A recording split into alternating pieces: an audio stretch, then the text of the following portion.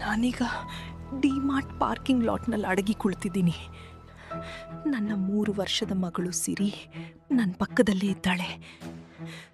ನಮ್ಮ ಸ್ವಂತ ಮನೆಗೆ ಹೋಗಲು ನನಗೆ ವಿಪರೀತ ಭಯ ಆಗ್ತಿದೆ. ಕೆಲವು ದಿನಗಳ ಹಿಂದೆ ಸಿರಿಯನ್ನು ಹೊಸ ಡೇ ಕೇರ್ಗೆ ಸೇರಿಸಿದ್ದೆ. ಅದನ್ನು ಗೌರಿ ಆಂಟಿ ನೋಡ್ಕೊಳ್ತಿದ್ರು. ಎಲ್ಲವೂ ಚೆನ್ನಾಗಿಯೇ ಇತ್ತು. ಸಿರಿ ತುಂಬಾನೇ ಖುಷಿಯಾಗಿದ್ಲು. ಆದ್ರೆ 3 ವಾರಗಳ ನಂತರ ಅವಳೊಂದು ಹೊಸ ಪದ ಶುರು ಮಾಡಿದ್ಲು. ಅದೇ ಮೊಪ್ಪಿನ್.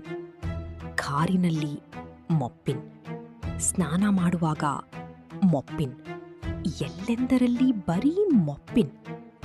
ನಾನ್ ಕೇಳಿದೆ, ಯಾರ ಮೊಪ್ಪಿನ್ ಅಂತ. ಅದಕ್ಕವಳು, ಅವನೊಬ್ಬ ಮನುಷ್ಯ ಅಂದಳು.